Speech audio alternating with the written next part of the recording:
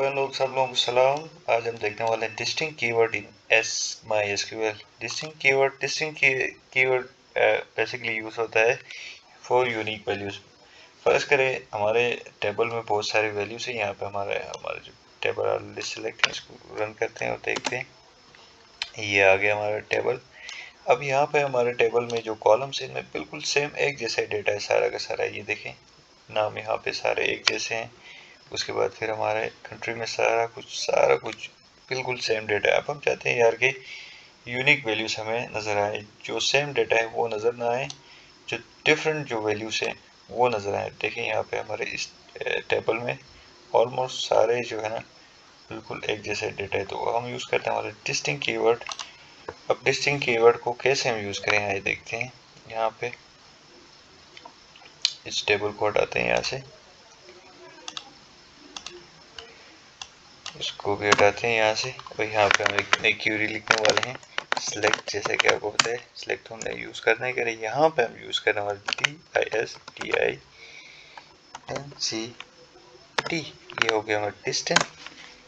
और यहाँ पे हम सिलेक्ट करने वाले हैं कोई, लेट्स सपोज यहाँ पे सपोज क्या करना है, यहाँ पे हमारे पास टेबल्स मौजूद हैं। टेबल में हमारे पास कॉलम्स हैं। यहाँ पे हम करने वाले हैं, हम देखते हैं सेल्स। जैसे कि आपको हमने पहले टेबल में देखा सारा डेटा हमारा बिल्कुल सेम है। तो अब हम यूनिक वैल्यूज हम जो है ना हम चाहते हैं, हम सेल्स कॉलम को सिलेक्ट करते हैं।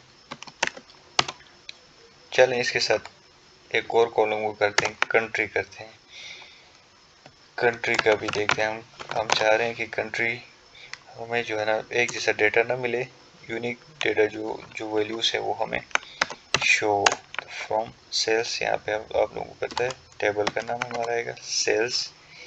यहाँ पे हमारी लास्ट जो है ना सेमीकोलन, यहाँ से हम क्यूरी। और ये आप लोगों को पता होना चाहिए, ये जो आइकन है यहाँ पे अगर हम क्लिक करते हैं तो एज इट इज यहाँ पे जितने हमने कोड पूरा रन, जितने हमने क्यूरीज लिखी ये सारा रन होगा। ये भी होगी, ये भी क्यूरी, ये भी होगी। और ये जो 1 लिखा हुआ है यहाँ पे, ये बिजली टाइप की जो निशान बना हुआ है, यहाँ पे अगर हम क्लिक करते हैं तो ये स्पेसिफिक जो लिखी है क्यूरी यही रन होगी।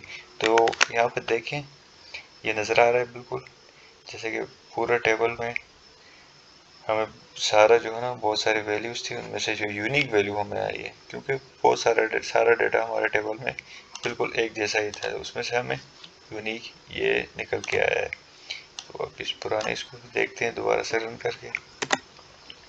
ये देखें ये एक जैसा डेटा था। कंट्री सेल्स में से हमने रन की और कंट्री हमने सेलेक्ट की थी यहाँ पे, और सेल्स पर्सन। इसको एक बार दोबारा करके देखते हैं। ये देखें हमारे पास। तो आज का हमारा ये टॉपिक था डिस्टिंक्ट की के ऊपर। तो इसका ये फ़ायदा होता है जी। Thank you.